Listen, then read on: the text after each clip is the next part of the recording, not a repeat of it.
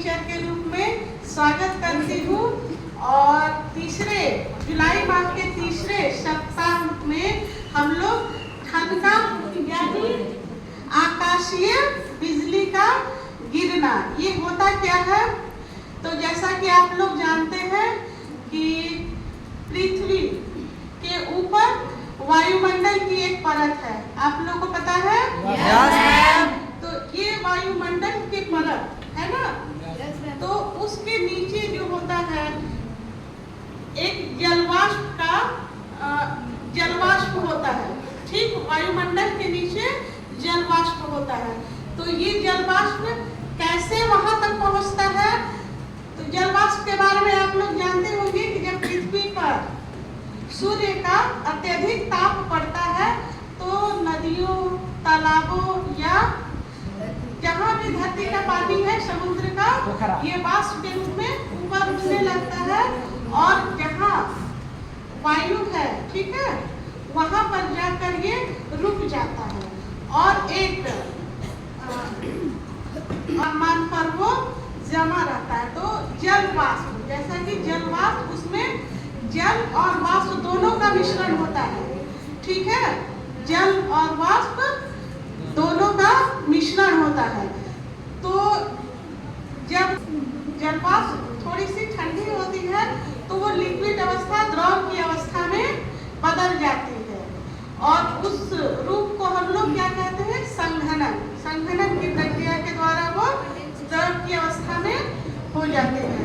तो ये आप लोग जानते हैं कि जब वाष्प की बूंदें जब एक जगह इकट्ठी होने लगती है तो उसमें क्या होता है?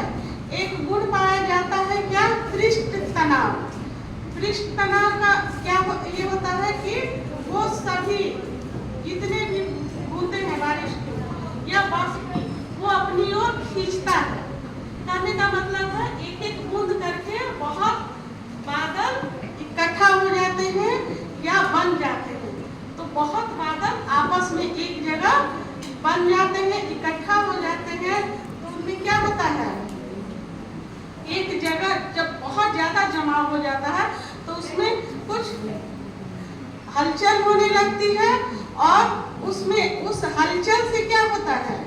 दो प्रकार के चार्जेस होते हैं। क्या होता है? एक धन आवेश और एक ऋण आवेश होता है। तो धन आवेश और ऋण आवेश दोनों मिलकर क्या बनाते हैं? बिजली। क्या होता है? बिजली। यही प्राकृतिक बिजली है या आपदा है या वज्रपात, इसी को कहते हैं। ठीक है, तो जब ये इसका जैसे दो भाग होता है। जैसे ये मान लीजिए यहाँ पे बादल इकट्ठा हो गया है ना, बहुत ज्यादा यहाँ जमा हो गया है, तो ऊपर क्या होगा? ये गर्म हो जाएगा और नीचे ठंडा। ठंडा क्या हो जाएगा? ठंडा हो जाएगा। तो ये गर्म वाले भाग को धन आवेश कहते हैं और ठंडे वाले भाग को ऋण आवेश।